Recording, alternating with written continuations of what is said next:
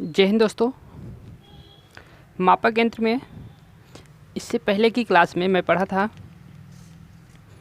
Induction type watt meter और dynamo meter type watt meter. दो यंत्र हम पढ़े थे। जो dynamo meter type watt meter है तो उसको मैं कंप्लीट कर दिया था समथिंग 90%।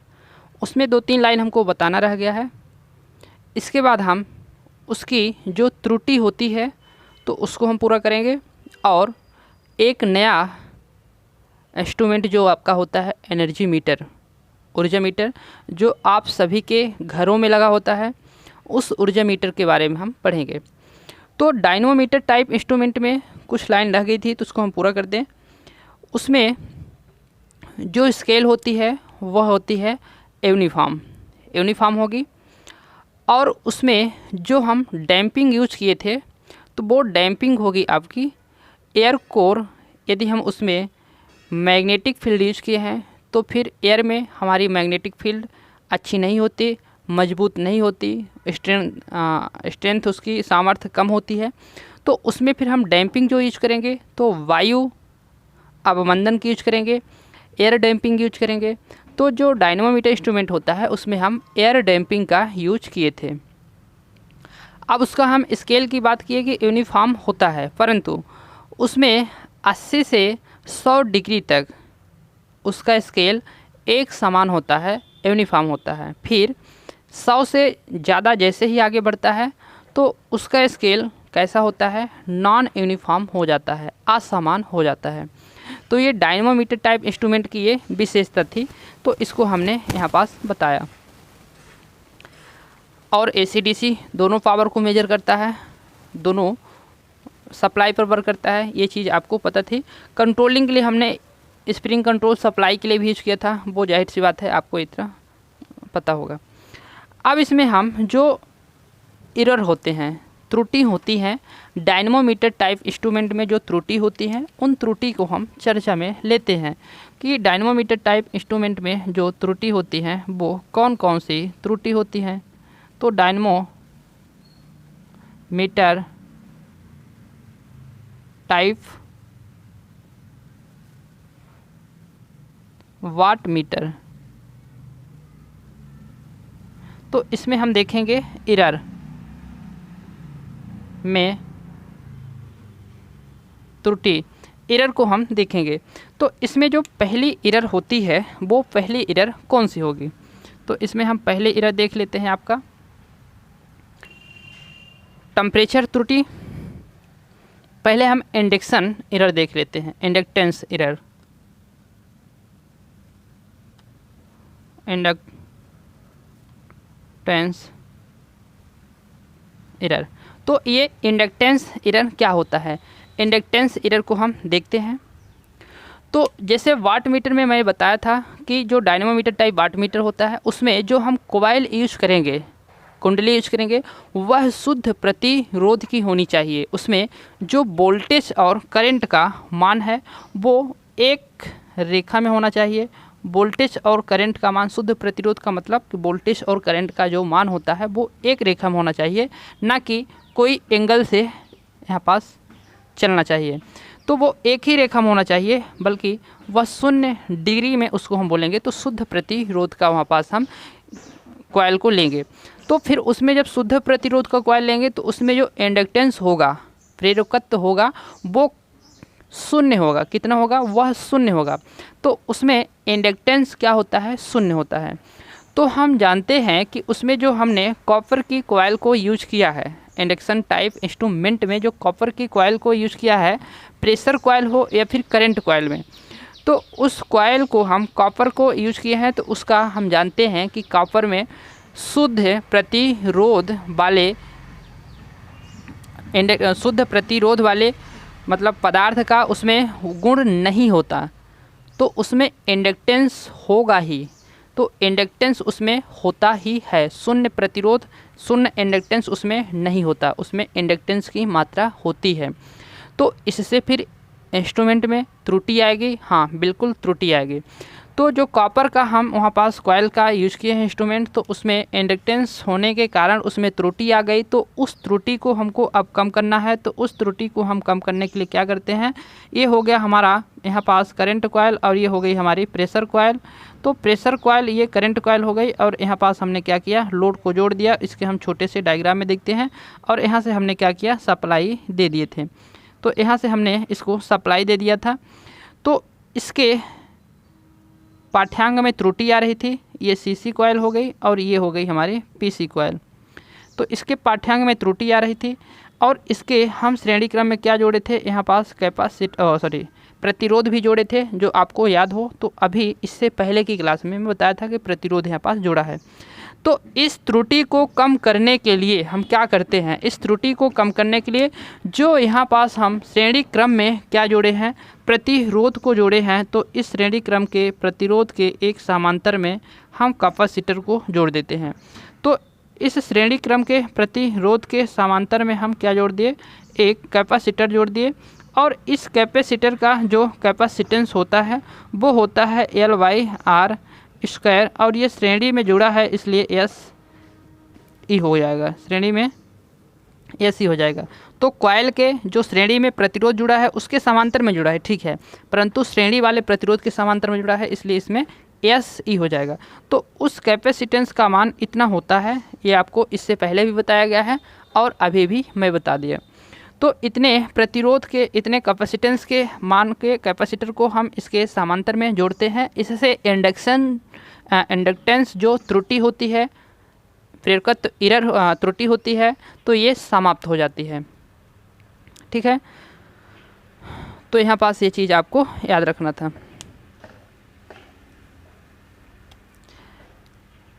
अब इसमें जो दूसरी त्रुटि है, डायनमोमीटर टाइप वाट मीटर में जो दूसरी त्रुटि है, वो दूसरी त्रुटि होगी हमारी यहाँ टेम्परेचर त्रुटि।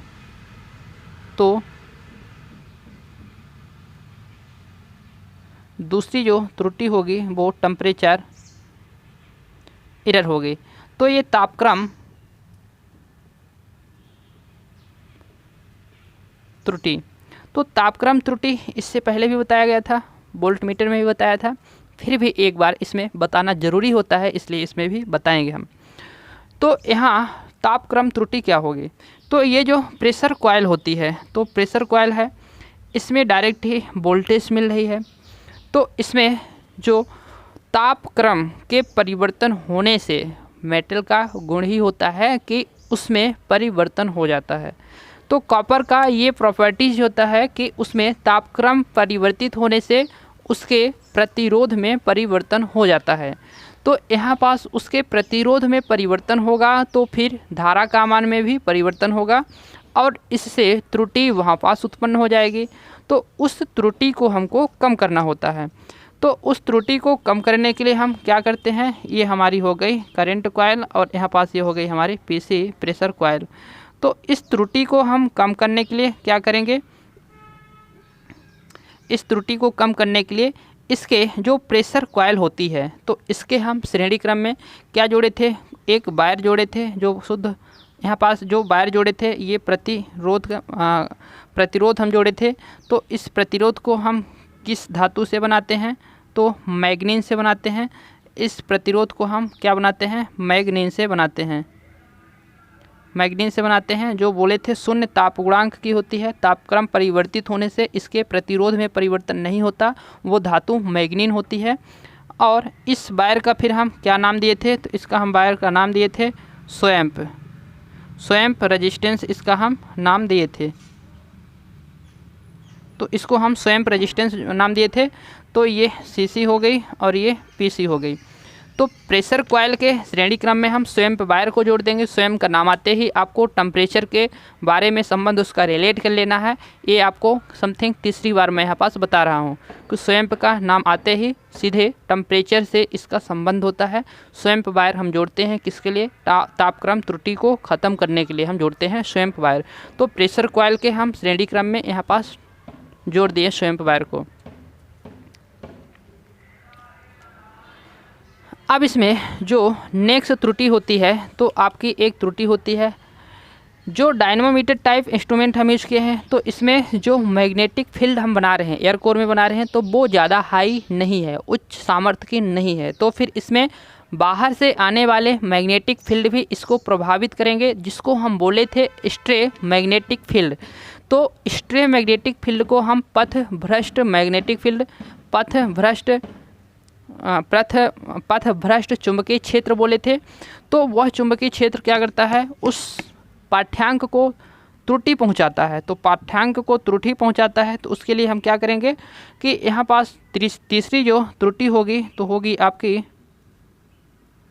Stray magnetic field error. तो हम हिंदी में बोले थे पथ भ्रष्ट या भटका हुआ चुंबकीय क्षेत्र। तो क्या करते हैं कि जो हमारा यहाँ पास इक्विपमेंट हो गया, उपकरण हो गया या इंस्ट्रूमेंट हो गया, तो उसमें हम जो बाहर से आने वाला चुंबकीय क्षेत्र है वो प्रभावित कर देता है, जिससे इसके पाठ्यांक में त्रुटि आती है। तो इसके लिए हम एक उपाय करते हैं कि जो चुंबकीय क्षेत्र होता है, तो चुंबकीय क्षेत्र को प्रवाहित कराने के लिए क्या होना चाहिए, उसकी एक मेटल होता है, मेटल जो होता है तो उसकी चुंबकशीलता हाई होती है, जिससे मेटल में ही चुंबकीय क्षेत्र प्रवाहित करते रहता है। तो इसके ऊपर यदि हम मेटल को लगा देंगे तो जो चुंबकीय क्षेत्र बाहर से आने वाला है तो इसके मेटल में ही प्रवाहित होता रहेगा, तो इसके अंदर जो इंस्ट्रूमेंट रखा है उसको प्रभावित नहीं करेगा। तो हम इसके ऊपर हम मेटल को लगा देंगे, जो यहाँ पास ढलवा लोहा लगाते हैं मेटल में, तो उस ढलवे लोहे के चुंबक जो शीलता होती है वो ज़्यादा होती है, तो वह चुंबक इस इंस्ट्रूमेंट को प्रभावित करने से रोकता है। तो यहाँ पास हम क्या लगाते हैं, ढलवा लोहा। तो ढलवा लोहे के कवर से हम इस इंस्ट्रूमेंट को ढक देते हैं, जिससे हमारा वह पाठ्यांक में त्रुटि उत्पन्न नहीं करता है।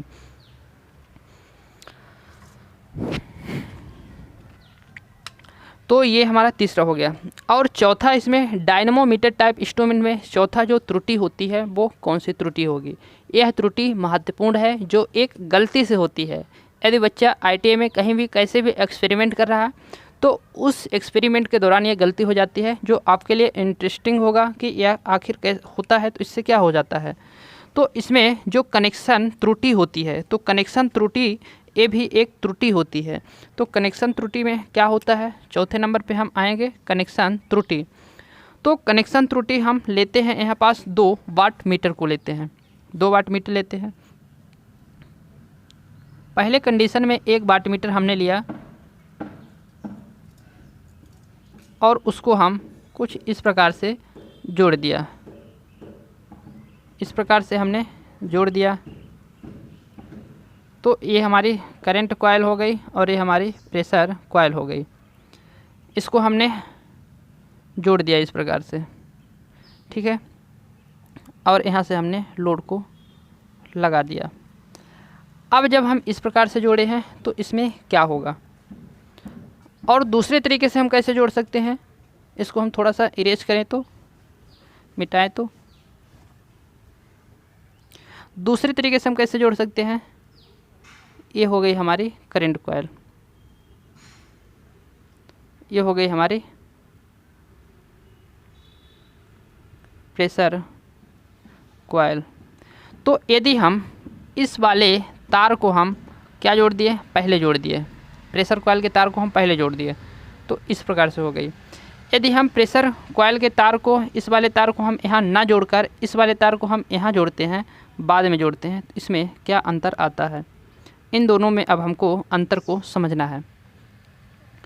तो ये होती है कनेक्शन त्रुटि। इस त्रुटि का हम क्या नाम देंगे, कनेक्शन त्रुटि।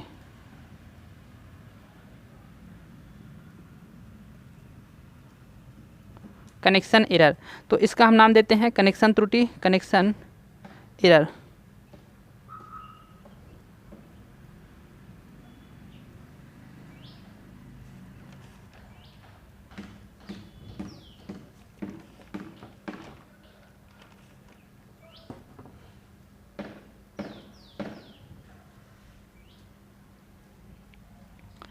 तो कनेक्शन एरर यहाँ पास हो गई, ये CC कॉइल हो गई और ये PC कॉइल हो गई। अब इसमें हमने लगा के रखा है लोड, RL लोड और इसमें भी लगा के रखा है हमने लोड। यहाँ से करते हैं अब हम धारा प्रवाहित जो होगी हमारी I, और यहाँ से भी धारा करते हैं प्रवाहित जो होगी हमारी I।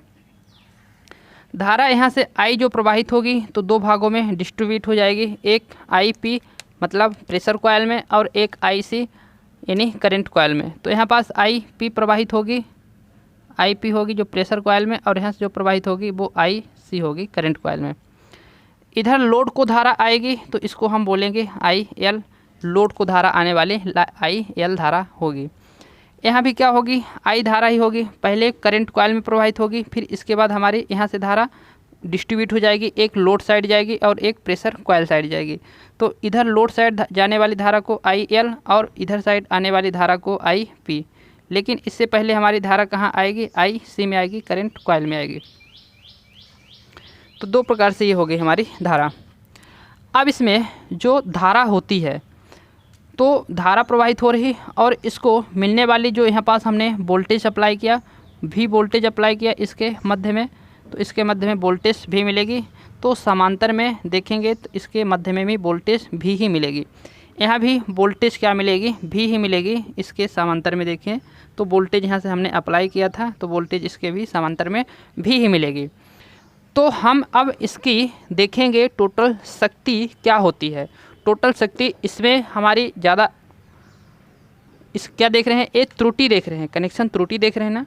तो त्रुटि हमारी हो गई, मान लीजिए गलती हमने कर दिया, इसमें त्रुटि उत्पन्न हो गई, तो इस त्रुटि से भी हमको कुछ फ़ायदे होते हैं, यहाँ पास कुछ फ़ायदे मिलेंगे। तो उस फ़ायदे का हम कहाँ कैसे लाभ लेंगे देखते हैं। सबसे पहले तो इसमें जो त्रुटि उत्पन्न हो गई उसको समझते हैं। तो यहाँ पास जो पावर हमारी क्या होगी, फ्लो होगी, पावर फ्लो होगी। तो P बराबर क्या होता है, VI होता है। तो इसमें जो वोल्टेज को हम लेंगे, इसमें जो वोल्टेज लेंगे, लोड वोल्टेज VL को लेंगे, और जो करंट कॉइल के मध्य जो वोल्टेज है उस वोल्टेज को लेंगे।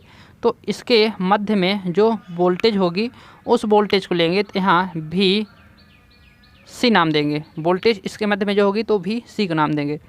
तो यहाँ ये P हो गई यानी कुल शक्ति हो गई P। तो P बराबर यहाँ होगा आपकी जो वोल्टेज होगी, तो वोल्टेज हम दोनों लोड के मध्य जो वोल्टेज मिल रही उस वोल्टेज को लेंगे, यानी हम VL को लेंगे, और दूसरी वोल्टेज जो करंट कॉइल के मध्य है हम उस दूसरी वोल्टेज को लेंगे। और यहाँ धारा हम इसको हम कर देंगे ऐसे पैक, और ये हमारी जो होगी धारा, तो धारा को हम कौन से लेंगे, लोड धारा को लेंगे। तो लोड धारा को हमने यहाँ पास इस तरह ले लिया। इसको हम ऐसे लिख लें तो अधिक सही रहेगा, L को बाद में लिखें, यहाँ पास लोड वोल्टेज को और करंट वोल्टेज को पहले लें। अब इसमें हम करते हैं क्या, इसके I का अंदर हम गुणा करते हैं तो मिलेगा हमको IL VC बराबर IL VL। तो ये वाली जो VI क्या है, पावर है, शक्ति है। तो ये वाली जो शक्ति है तो हमारी लोड की शक्ति है, L दिख रहा है आपको दोनों जगह, लोड की शक्ति है। और ये वाली जो शक्ति है तो आपकी एक वोल्टेज के मध्य मतलब करंट कॉइल की, तो धारा कुंडली की ये शक्ति है। तो धारा कुंडली की जो शक्ति है तो यहाँ भी हमारी हो रही हानि। ऐसा हम कनेक्शन करते हैं तो धारा कुंडली के मध्य होगी हमारी हानि। तो वो हानि हमारी क्या करेगी, त्रुटि उत्पन्न करेगी। भाई जितना हमको मेजर करना था उतना मेजर करके देगी तो ठीक है, यदि उससे ज़्यादा हमारी कहीं और हानि हो रही उसको भी मेजर करके इसी में ऐड कर दी, प्लस कर दी ना, ऐड कर दी, तो हमारी जितनी रीडिंग देना चाहिए, पाठ्यांक देना चाहिए, वो क्या सही देगी, नहीं देगी। चूँकि दुनिया भर की हानि को भी जोड़ के दे देगी उसमें, तो वो गलत दिखाएगा। तो यहाँ करंट कॉइल की भी क्या दे दी, धारा कुंडली की भी यहाँ पास हानि ऐड करके दे दी, इसलिए यह क्या करेगी, यहाँ पास त्रुटि उत्पन्न कर देगी। तो यदि इसका जो लोड करंट है तो धारा कुंडली है, ये क्या है, धारा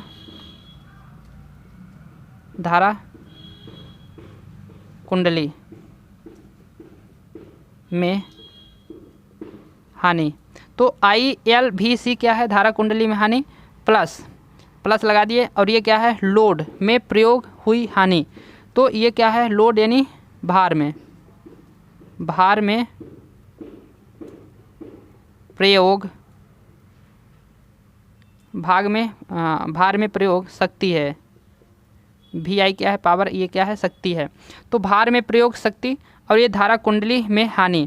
तो यदि इस धारा कुंडली में जो हानि हो रही है, यह हानि यदि कम है तो इस हम जो कनेक्शन हम इस प्रकार से हम बना दिए, तो इस प्रकार से बने हुए कनेक्शन से निर्मित वाटमीटर का हम यूज वहाँ करेंगे जब हमको निम्न वाट को मापना हो, निम्न पावर को मापना हो। तो ऐसा हमने कनेक्शन करके कोई गलत नहीं किया, कुछ गलती करेंगे तभी हमको सीख मिलेगी, ठीक है। तो इस प्रकार से कनेक्शन हमने किया, तो इस प्रकार से कनेक्शन किए हुए वाटमीटर का हम यूज वहाँ करेंगे जहाँ हमको निम्न वाट, निम्न पावर, निम्न शक्ति को मेजर करना हो। तो ऐसे कनेक्शन आपको डायग्राम दिया है और पूछ लेता है कि कैसे पावर को मेजर करता है, तो आप क्या बताएंगे? सीधा सा निम्न वाट को, निम्न पावर को यह मेजर करने के लिए यह उपयुक्त है। तो ये चीज़ आपको समझ में आ गई। तो फिर यह जब निम्न पावर को मेजर करने के लिए उपयुक्त है, तो ये वाला ऐसा किया हुआ कनेक्शन कैसी पावर को मेजर करने के लिए उपयुक्त होगा? तो उच्च भार, उच्च लोड वाले, यहाँ जो लोड लगा है उच्च लोड वाले पावर को मेजर करने के लिए, उच्च पावर को, उच्च शक्ति को मेजर करने के लिए, मापने के लिए यहाँ पास ये वाट मीटर, इस प्रकार से निर्मित वाट मीटर हमारा कैपेबल, इस प्रकार से निर्मित वाट मीटर हमारा सही रहेगा।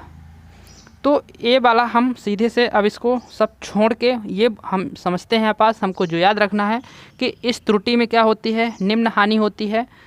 यहाँ पास क्या होगी? निम्न हानि होगी। और इस प्रकार से कनेक्शन से जो त्रुटि होगी तो उससे क्या होगी? उच्च हानि होगी।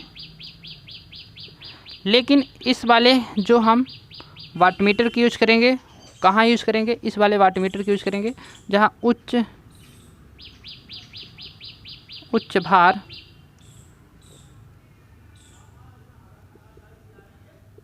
मापने के लिए, उच्च भार मापने के लिए। और ये वाला हम कहाँ करेंगे? निम्न भार मापने के लिए। तो निम्न भार मापने के लिए हम यहाँ पास इसका यूज करेंगे और उच्च के लिए इसका यूज करेंगे। तो आपको इस त्रुटि में इन दो चीज़ों को आपको याद रखना है।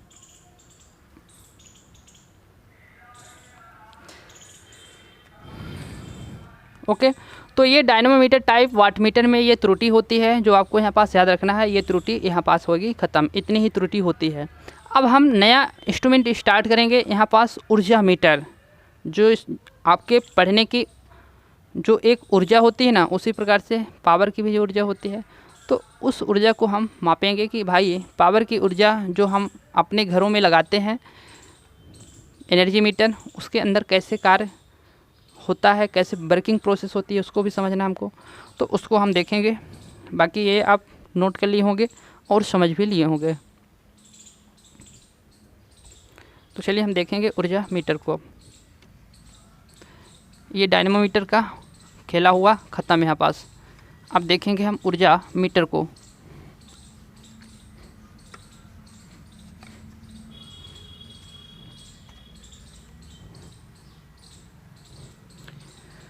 तो ये त्रुटियाँ ख़त्म हुई। अब देखेंगे हम ऊर्जा मीटर।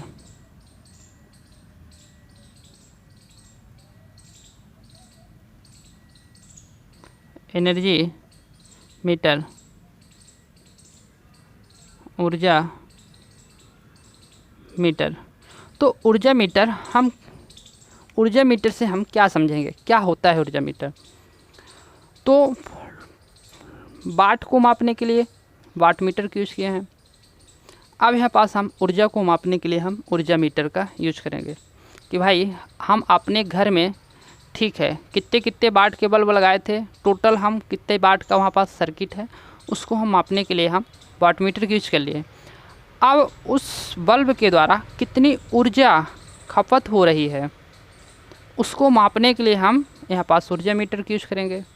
तो सबके घरों में ऊर्जा मीटर लगे होते हैं, सबके घरों में ऊर्जा मीटर लगे होते हैं। तो ऊर्जा मीटर के द्वारा हम ऊर्जा को मापेंगे। यहाँ पास जो हम एसी सप्लाई की ऊर्जा मापेंगे उसको हम अलग नाम देंगे, और जो डीसी सप्लाई की ऊर्जा को मापेंगे उसको हम अलग नाम देंगे। तो जो हम डीसी सप्लाई की ऊर्जा को मापते हैं तो उसको हम क्या लिखते हैं, एम्पियर आवर लिखते हैं। क्या लिखते हैं उसको हम, एम्पियर आवर लिखते हैं। तो एम्पियर आवर लिखेंगे। इसको आप कैपिटल में कहीं ऑप्शन में दिया है कि एम्पियर आवर का सही क्या है, तो इस तरह दिया है, तो इस तरह आपको नहीं लिखना है। कैपिटल में एच देता है तो बिल्कुल गलत है, आपको स्मॉल में ही एच बनाना है और कैपिटल में ए बनाना है। तो यह डीसी सप्लाई की, डीसी ऊर्जा की राशि को मापता है। और यहाँ पास जो आपका एसी सप्लाई की क्वांटिटी को, मात्रा को मेजर करेगा तो वो होगा आपका WH। यदि यही ज़्यादा मात्रा में है, WH यानी छोटी मात्रा हो गई, यदि यही WH वाट घंटा ज़्यादा मात्रा में है तो उसको किलो में हम लगा देंगे। तो यहाँ पास जो के बनाते हैं हम, तो के आपका रहेगा स्मॉल में रहेगा, W आपका रहेगा इसमें कैपिटल में रहेगा। तो के आपका यहाँ पास स्मॉल में रहेगा, W आपका कैपिटल में रहेगा और H आपका रहेगा स्मॉल में। तो KWH ये सही लिखने का तरीका होता है। इस तरह ऑप्शन में घुमा फिरा के कैपिटल में, स्मॉल में दे के 4 ऑप्शन दे देगा और आपसे पूछ भी लेता है कि कई बार पूछा गया है कि इसमें से कौन सा सही है, तो इसको भी आपको ध्यान देना है। तो यहाँ पास KWH यदि वाट घंटा की बड़ी मात्रा है तो KWH में हम यहाँ मापेंगे। तो ये किसके लिए है, डीसी सप्लाई, और ये किसके लिए है, एसी के लिए।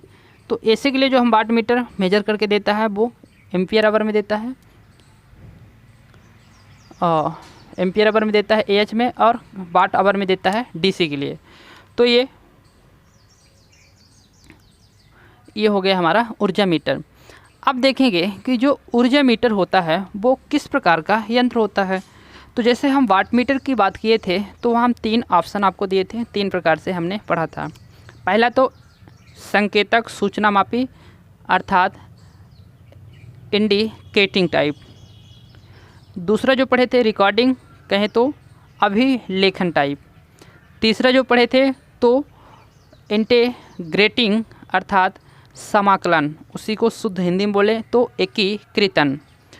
तो 3 प्रकार से हम इंस्ट्रूमेंट इससे पहले वाली क्लास में बताया, और उसमें से जो वाट मीटर बनाया तो वो इंडिकेट करता है, सूचना देता है, संकेत के माध्यम से वो हमको दर्शाता है, डिफ्लेक्ट करके संकेत के माध्यम से दर्शाता है। लेकिन यहाँ पास जो ऊर्जा मीटर होगा वो किसी प्रकार से संकेत करके दर्शाएगा नहीं। फिर वो कैसे दर्शाएगा, तो वह रिकॉर्ड करके दर्शाएगा, तो उसमें रिकॉर्डिंग टाइप भी नहीं होता। तो वो जो एनर्जी मीटर होता है, ऊर्जा मीटर होता है, वो आपका होता है इंटीग्रेटिंग कहें तो समाकलन एकीकृतन टाइप यंत्र होता है। तो ऊर्जा मीटर जो होता है तो यहाँ पास समाकलन प्रकार का यंत्र होता है। ये आपको विशेष ध्यान देना है, ये कई बार पूछा गया है। तो इसके हम डिफिनीशन को कैसे डिफाइन करेंगे कि ऊर्जा मीटर क्या होता है। इंटरव्यू में पूछ लिया गया कि ऊर्जा मीटर क्या होता है, आप बताइए। तो ऊर्जा मीटर की आप डिफिनीशन क्या बताएंगे।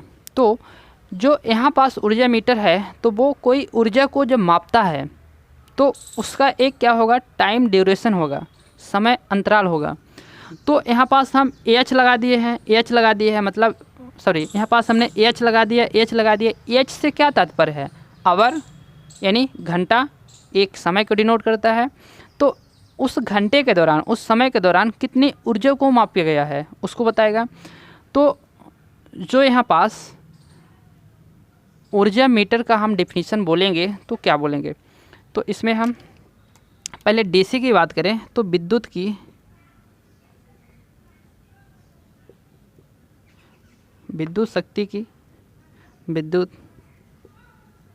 शक्ति की कुल राशि, डीसी में विद्युत शक्ति की कुल राशि को लेते हैं, एसी में विद्युत शक्ति की कुल मात्रा को लेते हैं। और जो यह हमारा ऊर्जा मीटर होता है तो कोई इंटीग्रेटर की सहायता से नहीं बताता, हमने आपको बताया। इसमें कुछ डायल मैकेनिज्म लगे होते हैं जो आप देखे भी होंगे घरों में कि वो कोई विक्षेपण टाइप का नहीं होता, उसमें डायल मैकेनिज्म होता है जो आपको दिखता है। तो ऊर्जा मीटर क्या होते हैं, डायल मैकेनिज्म होते हैं। तो उसमें डायल मैकेनिज्म लगे होते हैं जो हमको रजिस्टर करके स्टोर करके दिखाता है। तो सीधा साहब इसकी डिफिनीशन को बोलते हैं, यहाँ पास पहले लिख दें डायल मैकेनिज्म को। डायल मैकेनिज्म की सहायता से क्या करता है, स्टोर करता है, रजिस्टर करता है। तब इसकी डिफिनीशन कैसे बोलेंगे कि वह विद्युत मापी यंत्र जो विद्युत शक्ति की कुल राशि को उसमें कोष्टक में आप बताएंगे कि विद्युत शक्ति की जो कुल राशि है वो कैसी है, डीसी सप्लाई है, तथा एसी सप्लाई के लिए विद्युत शक्ति की कुल मात्रा को डायल मैकेनिज्म की सहायता से स्टोर करके दर्शाता है, वह क्या कहलाता है, हमारा ऊर्जा मीटर कहलाता है। ऊर्जा मीटर को कौन सा ऊर्जा मीटर बताएंगे, समाकलन यंत्र। तो उसको आप समाकलन यंत्र बोलेंगे। इसको हम फिर से बोल दें या फिर आपको लिख दें तो आपको वेरी इजी रहेगा।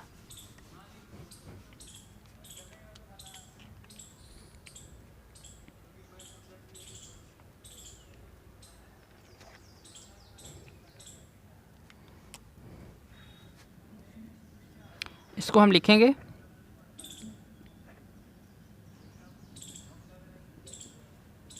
निश्चित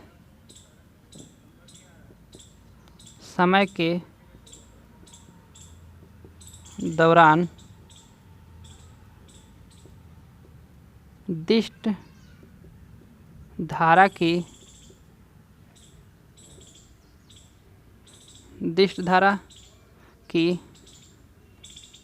विद्युत शक्ति के कुल राशि तथा विद्युत तथा प्रत्यावर्ती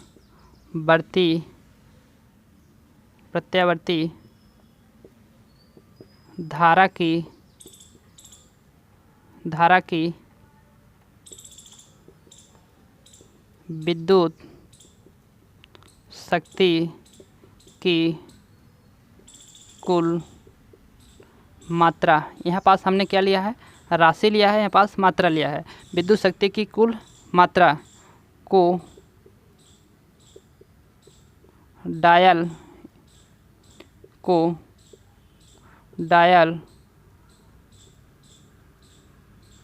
मैकेनिज्म की सहायता से रजिस्टर करता है, समाकलन यंत्र कहलाता है। ठीक है, वेरी सिंपल डेफिनेशन है। इसमें दो ही चीज़ को आपको पकड़ना था, एक कुल मात्रा और एक राशि किसी समय के अंतराल जो मापता है एसी के लिए डीसी के लिए, वही क्या कहलाता है, समाकलन यंत्र कहलाता है। अब जो इस समाकलन यंत्र है, ये जो विद्युत ऊर्जा है, ये जो ऊर्जा मीटर है, ऊर्जा मापी है, ऊर्जा मीटर है, इस ऊर्जा मीटर को अब हम कितने प्रकार से होते हैं उसको भागों में हम डिवाइड करेंगे। तो ऊर्जा मीटर जो आपके यहाँ पास होते हैं वो 3 प्रकार से होते हैं। वो कितने प्रकार, 3 प्रकार से होते हैं। तो यहाँ पास जो पहला प्रकार होगा आपका वो होगा induction type energy meter, induction type energy meter. और जो दूसरा होता है आपका यहाँ पास, दूसरा होगा कम्यूटेटर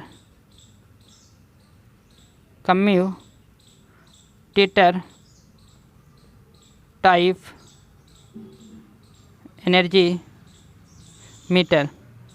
और जो तीसरा होगा यहाँ पास तो मरकरी, जो तीसरा होता है मरकरी टाइप एनर्जी मीटर। तो ये 3 प्रकार से हम यहाँ पास देखेंगे ये एनर्जी मीटर को। तो एनर्जी मीटर को पहला हम लेंगे इंडक्शन टाइप एनर्जी मीटर। तो इंडक्शन टाइप एनर्जी मीटर, तो आपको हम बता दें कि जो आपका वाट मीटर होता है, तो सर्वाधिक हमने वाट मीटर देखा 3 प्रकार से मैं चर्चा किया था, लेकिन बताया 2 ही प्रकार का जो आपके लिए इम्पोर्टेंट होता है, वो 2 ही प्रकार का होता है। एक तो इंडक्शन टाइप वाट मीटर और एक तो आपका dynamo meter type watt meter की चर्चा मैं किया था। तो उसमें जो वाट मीटर सर्वाधिक बनाया जाता है, तो वो डायनेमो मीटर के सिद्धांत पर जो वाट मीटर होते हैं वह सर्वाधिक बनाए जाते हैं। और बात करें हम एनर्जी मीटर की, तो एनर्जी मीटर जो होता है तो वह इंडक्शन के सिद्धांत पर जो एनर्जी मीटर बनाए जाते हैं वह सर्वाधिक बनाए जाते हैं। तो यहाँ पास एनर्जी मीटर को हम देखेंगे कि एनर्जी मीटर जो इंडक्शन टाइप एनर्जी मीटर होते हैं, तो उसमें इंडक्शन टाइप एनर्जी मीटर में क्या होता है, कैसे उसकी प्रोसेस होती है, तो इंडक्शन टाइप में हम समझेंगे।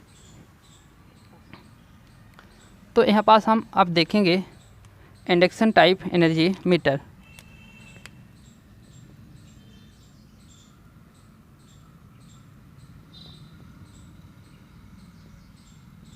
इंडक्शन टाइप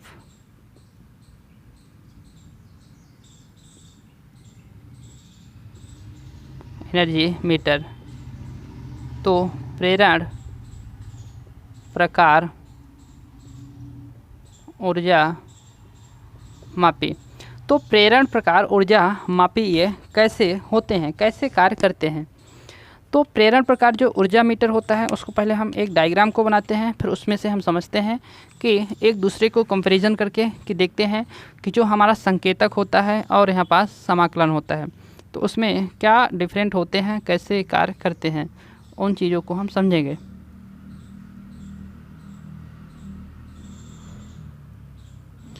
तो यहाँ पास जैसे हमने वाट मीटर को बनाया था उसी प्रकार से हम इसको भी बनाते हैं।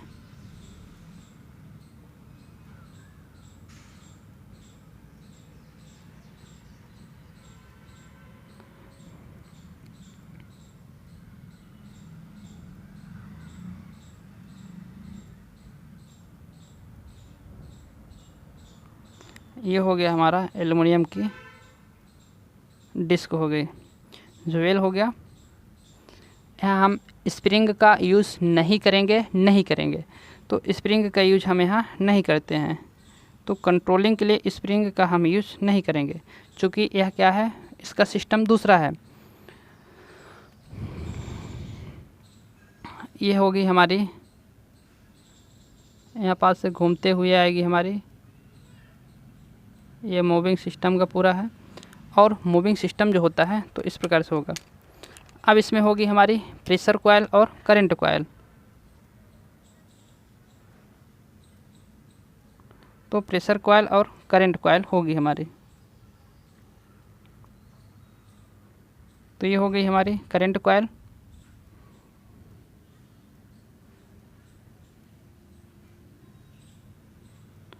और ये हो गई हमारी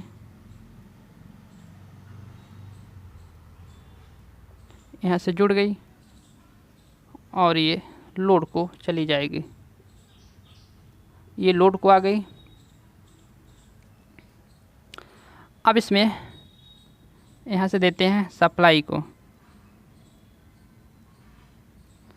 सप्लाई। ये अभी सब पूरे कैसे बना रहे हैं हम, ये सिंगल टाइप के एनर्जी मीटर वाट मीटर सब बना रहे हैं, सिंगल टाइप है, सिंगल फेस के लिए है, सिंगल फेस के लिए है।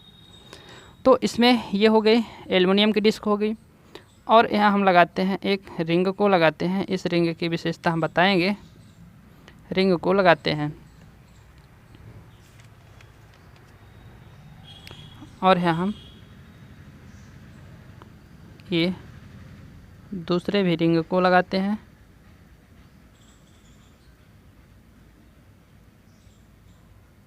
ये दूसरी रिंग को लगा दिए। तो इसका हम नाम क्या देंगे, इसका नाम देंगे हम breaking.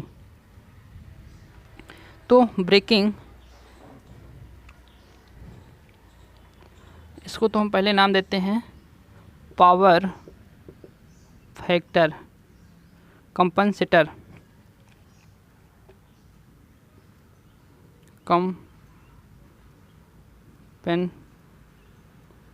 Compensator, power factor compensator, और यहाँ ये होती है फ्रिक्शन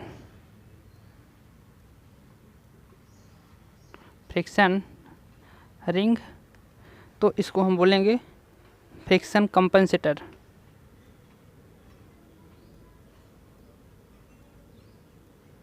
फ्रिक्शन कंपनसेटर, ये तो एल्युमिनियम की डिस्क ही है, एल्युमिनियम की डिस्क है, तो एल्युमिनियम की डिस्क आपको पता है।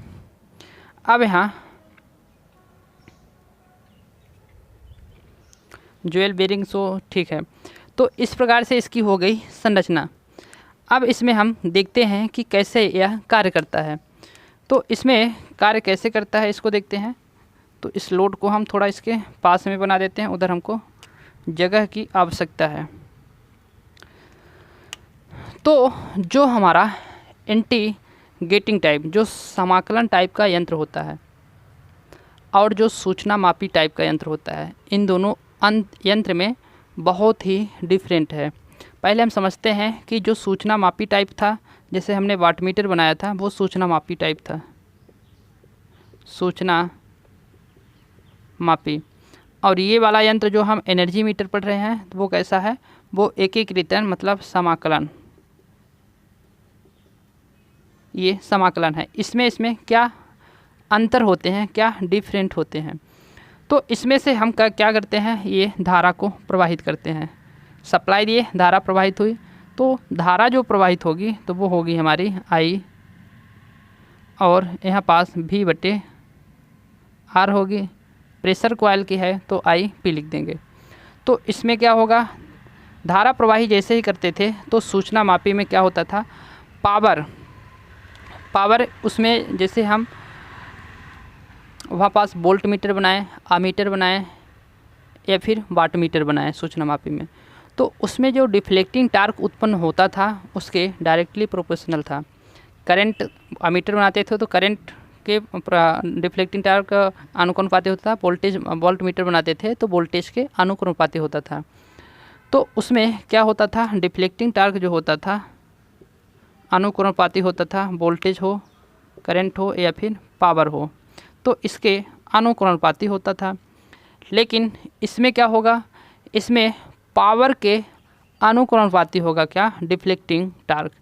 तो इसमें जो डिफ्लेक्टिंग टार्क होगा वो क्या होगा, पावर के अनुपाती होगा। तो पावर इसमें VI cos फाई, तो cos फाई मतलब एक के ऊपर डिपेंड नहीं करेगा कि एक अमीटर की ही, तो अमीटर के लिए तो एक अकेले का काम कर जाता था, करंट बस है तो, या वोल्ट मीटर है तो वोल्टेज के लिए बस काम कर जाता था।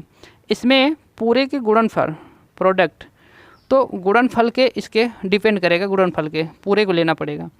तो समाकलन यंत्र में जब धारा प्रवाहित करते हैं तो फिर इसमें डिफ्लेक्टिंग टार्क जो उत्पन्न होता है तो वो कैसे होता है, इसमें पॉइंटर के द्वारा क्या होता था, हमको धारा प्रवाहित करने पर पॉइंटर के द्वारा विक्षेप करके हमको दिखा देता था। तो इसमें हम लगाते थे क्या, पॉइंटर लगाते थे सूचना मापी में, लेकिन इसमें आपको कहीं पॉइंटर नहीं दिख रहा होगा। तो फिर इसमें क्या होगा, तो जब धारा प्रवाहित करेंगे तो यहाँ से क्या होगी, ये पूरे प्रेशर कॉइल की कुंडली से धारा प्रवाहित होगी, तो यह फ्लक्स उत्पन्न करेगी। क्या करेगी, फ्लक्स उत्पन्न करेगी। तो फ्लक्स जब उत्पन्न करती है तो यहाँ पास क्या होगी, हमारी फ्लक्स उत्पन्न होगी, और यहाँ पास भी हमारी फ्लक्स उत्पन्न होगी। तो इस करंट कॉइल से भी जब धारा प्रवाहित होगी तो यहाँ से भी क्या होगी, धारा प्रवाहित होगी, तो फ्लक्स उत्पन्न होगी, फ्लक्स उत्पन्न होगी। तो यहाँ पास हम देखें कि दो इलेक्ट्रोमैग्नेट मिल गए हमको, धारा प्रवाहित करने पर दो इलेक्ट्रोमैग्नेट मिल गए। तो जो प्रेशर कॉइल है इसको हम क्या बोले थे, धारा प्रवाहित होने पर जो फ्लक्स उत्पन्न होती थी, जो मैग्नेट बनाता था, तो इसको हम बोले थे शंट मैग्नेट, जो वोल्टेज के ऊपर डिपेंड करता था वाट मीटर में। तो ये शंट मैग्नेट है। यहाँ पास सीरीज में करंट कॉइल है तो इसमें धारा प्रवाहित होगी, तो इसमें जो मैग्नेट बनेगा तो इसको हम सीरीज मैग्नेट बोलेंगे। तो दो मैग्नेट के मध्य में हमारी एल्युमिनियम की डिस्क रखी है, एल्युमिनियम की डिस्क रखी है। तो इसमें क्या होगा, फ्लक्स परिवर्तन होगा फ्लक्स का, और यह एल्युमिनियम की डिस्क क्या होगी, घूमने लगेगी, एल्युमिनियम की डिस्क यहाँ घूमने लगेगी। तो एल्युमिनियम की डिस्क जब घूमेगी तो इसके जो डिस्क से जुड़ा है हमारा यहाँ पास क्या, ये पूरा मूविंग सिस्टम जब घूमने लगेगा तो इसमें आप सोच रहे होंगे कि पॉइंटर है तो नहीं, तो इसका फिर माजरा क्या है। तो मूविंग सिस्टम जब घूमेगा तो इसमें पॉइंटर नहीं होता है, घूमेगा तो इसमें क्या होती हैं, व्हील होती हैं, पहिया होती हैं। तो यहाँ पास ये पहिए लगी होती हैं। तो ये पहिया क्या करती हैं, इससे जुड़ी होती हैं और ये पहिया घूमने लगती हैं। तो ये जब डिस्क घूमना चालू कर देगा एल्युमिनियम की, तो ये क्या होगी, पहिया घूमना चालू कर देंगे। तो ये जो पहिया घूम रही है, इसमें कहें तो जो डिफ्लेक्टिंग टार्क उत्पन्न हुआ तो वो पावर के अनुक्रमानुपाती हुआ। जब करंट और वोल्टेज दोनों एक साथ प्रवाहित हुई तो उससे पावर मिलके बना और उसी के अनुक्रमानुपाती हुआ यह डिफ्लेक्टिंग टार्क। तो इसमें जब पहिया घूमने लगी तो इसमें भी क्या होता था, पॉइंटर घूमने लगता था। तो पॉइंटर जब घूमने लगता था तो इसको हम क्या करते थे, कंट्रोल करते थे। तो इसमें हम कंट्रोल करने के लिए क्या करते थे, कंट्रोलिंग टार्क उत्पन्न करते थे। समाकलन में कंट्रोलिंग टार्क उत्पन्न करते थे। इसके लिए हम स्प्रिंग या ग्रेविटी जो भी फोर्स लगाते थे, टार्क लगाते थे, उससे हम इसको कंट्रोल कर पाते थे। परंतु इसमें हम क्या, स्प्रिंग तो लगाए नहीं, तो क्या करेंगे, तो इसमें हम कंट्रोलिंग करने के लिए हम क्या करेंगे, कंट्रोलिंग टार्क नहीं, यहाँ पास हम बल्कि ब्रेकिंग टार्क उत्पन्न करते हैं। क्या करते हैं, ब्रेकिंग टार्क उत्पन्न करते हैं। तो यहाँ इसमें हम क्या करेंगे, ब्रेकिंग टार्क उत्पन्न करेंगे।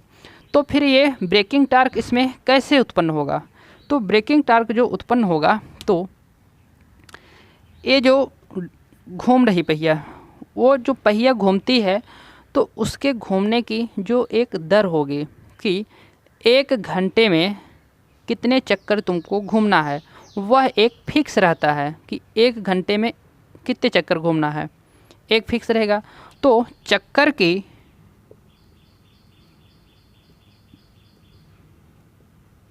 संख्या बराबर 1 घंटे में कितना चक्कर घूमना है, ये फिक्स रहता है। 1 घंटे में 600 चक्कर घूमना है, 1000 चक्कर घूमना है, ये फिक्स रहता है। वो फिक्स किया जाता है जब उसको डिजाइनिंग करते हैं। तो ये जो घूमती है पहिया, तो ये जो घूमेगी तो इसको हम एन नाम देंगे। क्या, चक्कर की संख्या, इसको हम एन नाम देंगे। तो ये जो घूमेगी इसको फिर हमको क्या करना पड़ेगा, रोकना भी पड़ेगा। तो रोकने के लिए उसके लिए हमको ब्रेक लगाना पड़ता है, तो उसको हम बोलेंगे ब्रेकिंग टार्क। तो ये ब्रेकिंग टार्क जो होता है तो किस पर डिपेंड करता है और कैसे इसको रोकते हैं, तो एल्युमिनियम की डिस्क ही घूमती है, इसी की वजह से पूरा मूविंग सिस्टम घूम रहा है और ये पूरी व्हील घूम रही है। तो एल्युमिनियम की डिस्क को ही हमको रोकना पड़ेगा, मेन तो वजह यही है। तो फिर हमको एल्युमिनियम की डिस्क को यहाँ रोकना पड़ता है। एल्युमिनियम की डिस्क को रोकने के लिए हम यहाँ पास लगाएंगे 2 अस्थायी चुंबक को लगाएंगे। क्या करेंगे, हम 2 अस्थायी चुंबक को लगाएंगे।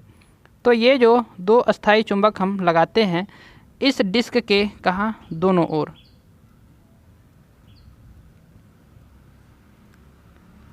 इस डिस्क के दोनों ओर हम क्या लगा दिए, अस्थायी चुंबक लगा दिए। तो ये क्या हो गए, अस्थायी चुंबक हो गए। तो ये अस्थायी चुंबक हो गए। तो इन अस्थायी चुंबक में क्या होंगे, एन और एस होंगे, एन और एस पोल होंगे। तो इन एन और एस से पोल से क्या होती हैं, चुंबकीय बल रेखाएं आती जाती हैं। तो इसके स्पीड को हमको कंट्रोल करना है, इसीलिए हम यहाँ पास क्या लगाएं, अस्थायी चुंबक लगाएं। तो इसके स्पीड को हम कंट्रोल कैसे करेंगे, इसके स्पीड को कंट्रोल करने के लिए हम ये जो चुंबक होते हैं तो डिस्क के ऐसे आजू बाजू में घुमाते हैं, डिस्क से दूर ले जाएंगे और डिस्क से पास ले जाएंगे।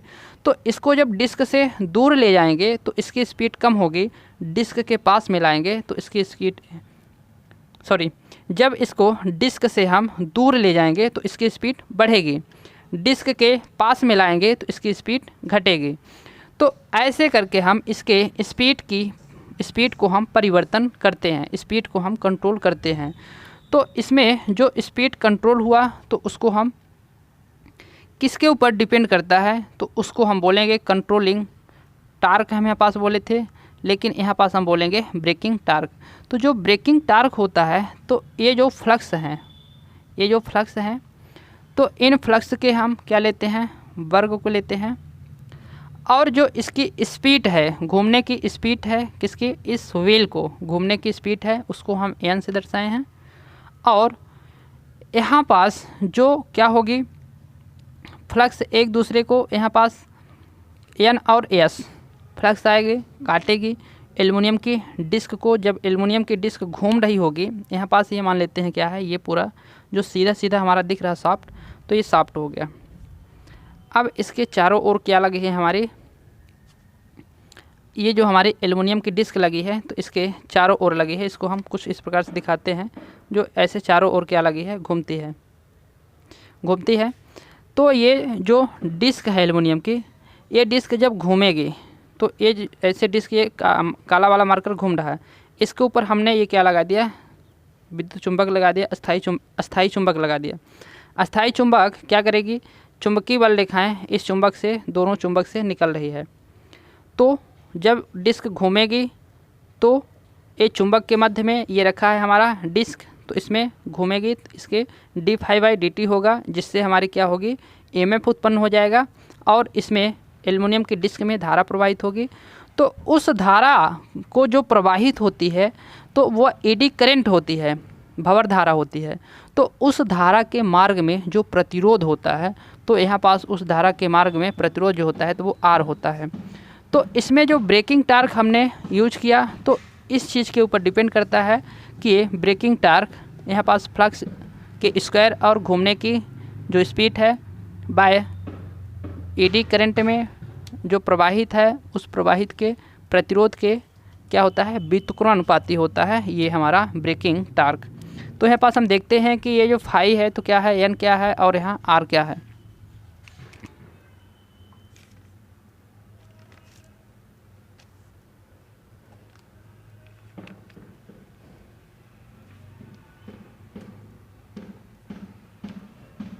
तो यहाँ फाई क्या होगा, फाई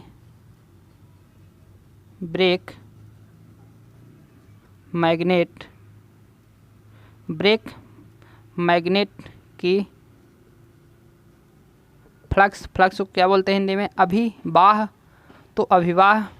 और n क्या है, स्पीड है, डिस्क स्पीड है। r क्या है,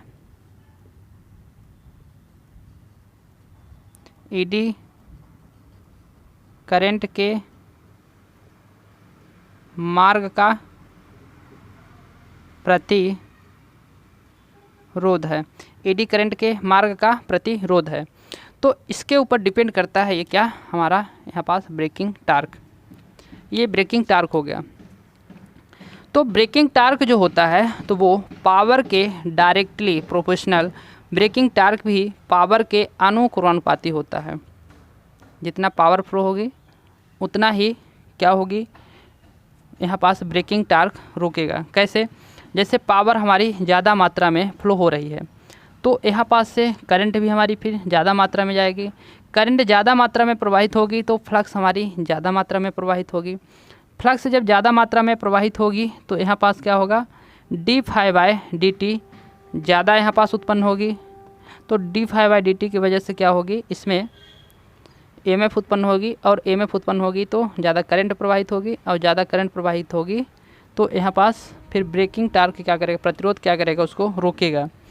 तो इसमें सीधी सी बात यह है कि जब स्पीड जैसे ही इसकी बढ़ती है, इसके घूमने की जो स्पीड है जैसे ही बढ़ेगी, तो स्पीड जब बहुत स्पीड से बढ़ेगी, तो ये जो चुंबकीय फ्लक्स है, तो क्या करेगा, ज़्यादा मात्रा में काटेगा। ये जो N और S है, N और S दो ध्रुव हैं, तो ज़्यादा मात्रा में यहाँ पास क्या करेंगे, उसको काटेंगे, और ज़्यादा मात्रा में फिर क्या होगी, यहाँ पास EMF उत्पन्न होगी, और EMF उत्पन्न होगी तो फिर वो क्या करेंगे, एडी करंट प्रवाहित होगी, और एडी करंट जब प्रवाहित होगी तो उसको फिर क्या करेगा, ये प्रतिरोध रोकेगा। तो यहाँ पास जो प्रतिरोध को रोक रहा है, तो ब्रेकिंग टार्क जो है, तो ब्रेकिंग टार्क पावर के डायरेक्टली प्रोपोर्शनल अनुक्रमानुपाती होता है। क्या होगा, अनुक्रमानुपाती होगा। तो इसमें हमने देखा अभी का कि कैसे डिफ्लेक्टिंग टार्क उत्पन्न होता है, और कैसे ब्रेकिंग हम रोकते हैं, ब्रेकिंग की सहायता से रोकते हैं, और इसमें एक होता है ये जो व्हील पहिया होती है, तो ये पहिया हम पॉइंटर यहाँ पास नहीं लेते, पॉइंटर की जगह हम पहिए को लेते हैं। पहिया क्या करती है, ये हमारी पहिया डायल मैकेनिज्म की सहायता से घूमती है और डाटा को स्टोर करती है। जो एनर्जी की खपत होगी उस एनर्जी को स्टोर करेगी। तो यह क्या करती है, स्टोर करती है।